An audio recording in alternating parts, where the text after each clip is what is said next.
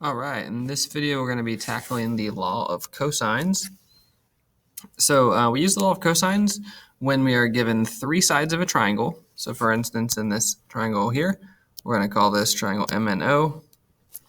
We're given the lengths of the three sides. So remember, the little variable is opposite of the big one, opposite of the angle. So little m would be over here, 55 inches. Little n is over here at 48 inches, and little o is over here at 59 inches, opposite of big O. And we're asked to find what is the measure of angle O. Okay. If we knew that, then theoretically we could actually get the other two angles using the law of sines. We could figure out every single thing there is to know about this triangle if we can just figure out one angle at first. However, we don't really actually have enough information to do that, so we need something bigger and better, something called the law of cosines. So if you look up the law of cosines, typically you'll see a series of three formulas. They look something like this.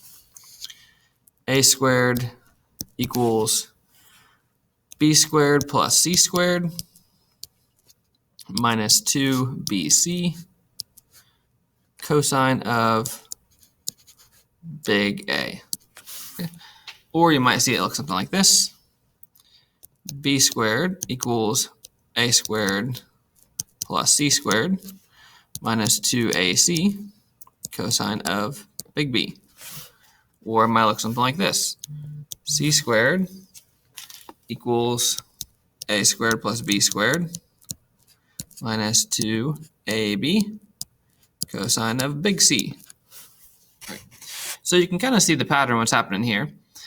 Basically, we're starting with one side, squaring it, equals the other two sides squared and added together, minus 2 times the other two sides, times the cosine of whatever angle, the angle that matches the variable we started with.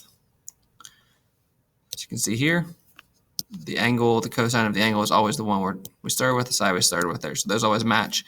And then these are always the other two sides, right?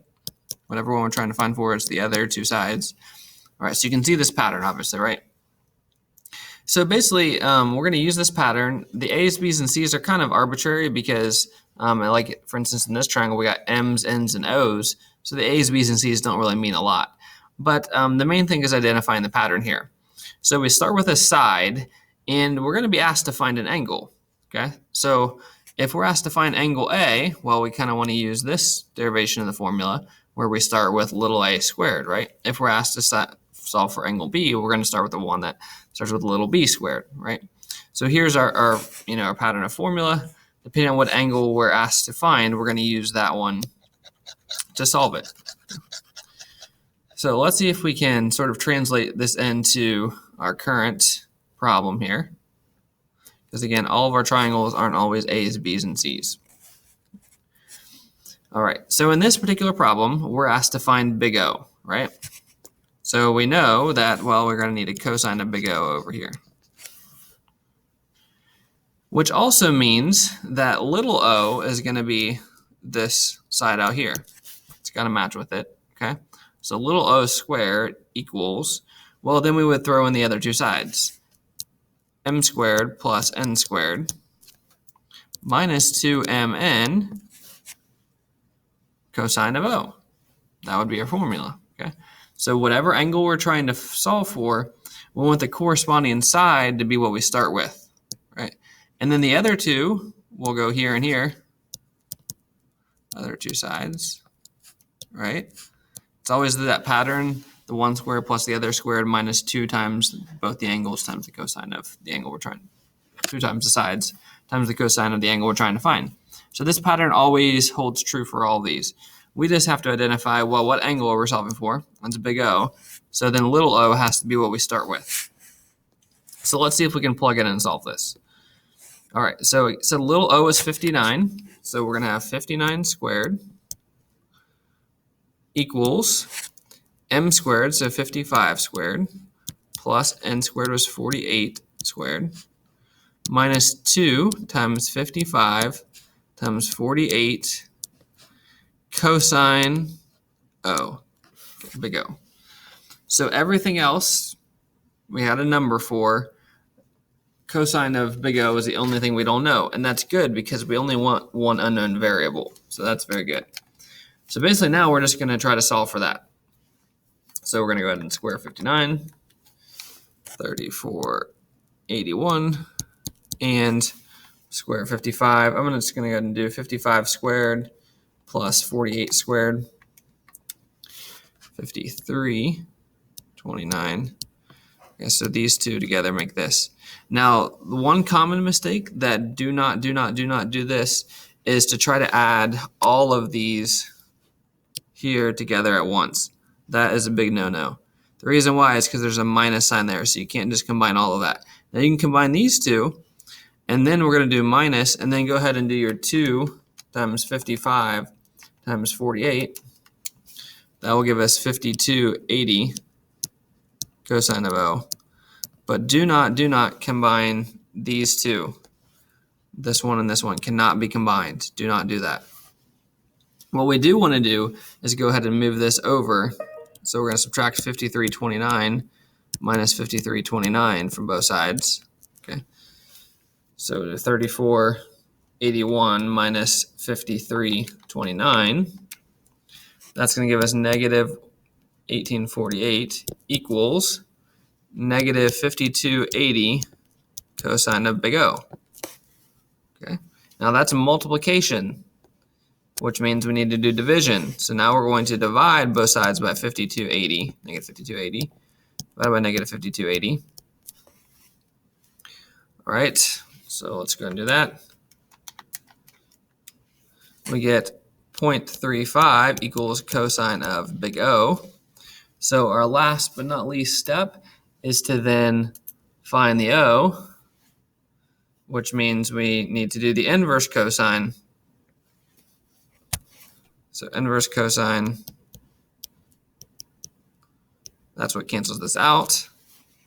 So O then, make sure your calculator is in degrees because we are asked for 1/10 of a degree, so make sure your calculator mode is in degrees or else this will not work for you. So second cosine, 0.35 equals 69.51. And it says 1/10 of a degree, so 69.5. And that seems reasonable.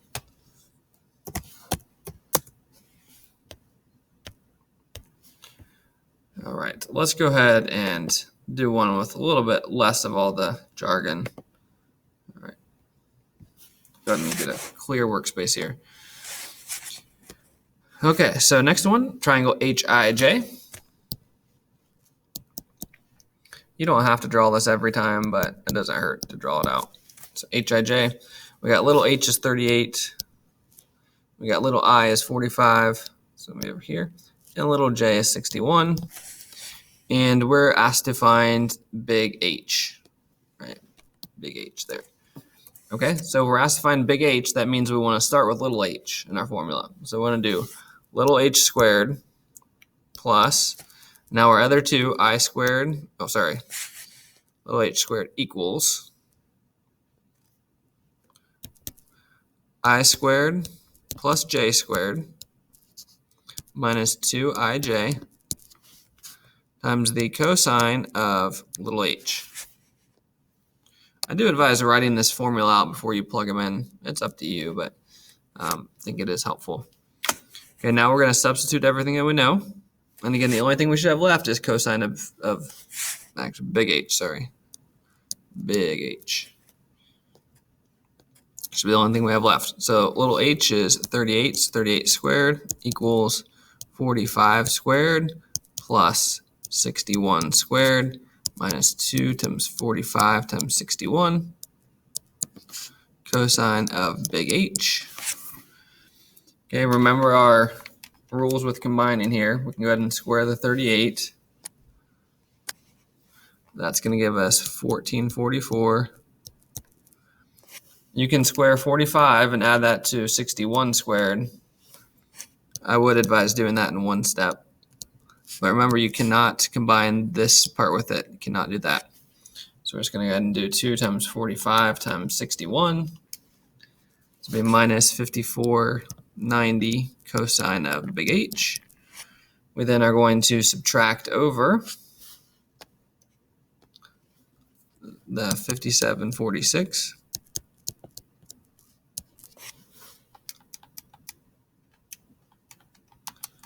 We get negative 4302 equals negative 5490 cosine H. We then are going to divide. Be careful you don't want to add it over.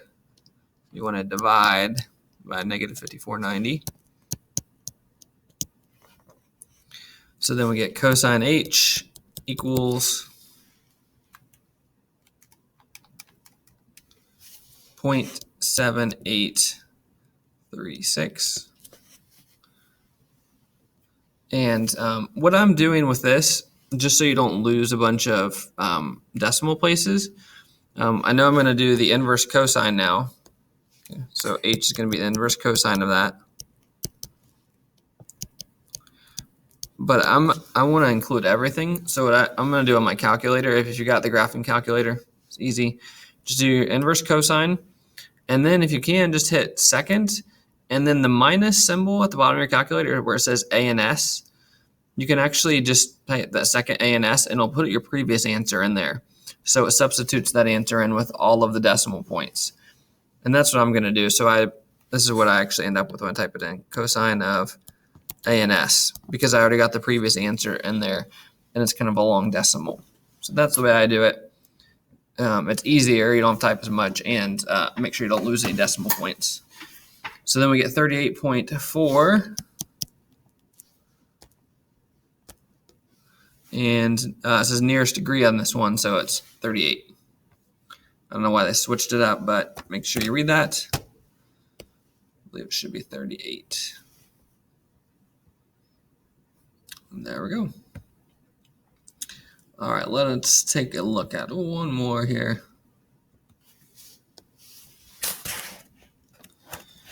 So this one, we're trying to find big Q. If you wanted to take a stab at this without drawing the triangle, it isn't actually that bad because we know solving for big Q and they put little q first. So you do little, or sorry, actually they didn't change it up more. Never mind. All right, they didn't put little q first. Mixed my p's and my q's. All right, little q is right there. So if you're going to write this out, it would be little q squared equals p squared plus r squared minus 2pr cosine of big Q. Right? Because we want start with little q because we got to end with big Q. So then little q is 290 squared equals 690 squared plus 450 squared minus 2 times 690 times 450 times the cosine of big Q. Now let's go ahead and do some math. Switch up colors. We get big numbers on this. 84,100 plus 6,900 squared. Wow. Plus 450 squared. Big number 678,600 minus 2 times 690 times 450. 621,000 cosine of big Q. We then will subtract over 84,100 minus 678,600 negative 594,500 equals negative 621,000 cosine of big Q. All right, so I'm going to divide now. Oops.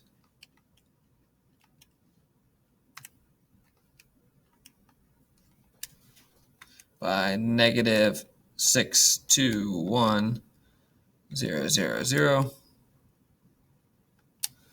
And I get cosine of Q equals 0.9573. But again, when I type this in, I'm just going to use the answer I've already got stored in there. So Q is going to be the inverse cosine of my A and S. So I'm just going to do second A and S, second cosine of second A and S. And that gets me 16.798. And this is the nearest tenth of a degree, so we want 16.8. 16.8.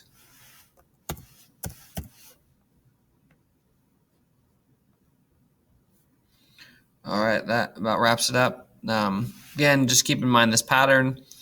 Whatever angle you're solving for, you're going to start with that little version of it, the little version of the letter, square it, equals the other two, square it, add it together, minus 2 times the other 2 times the cosine of the one you're trying to solve.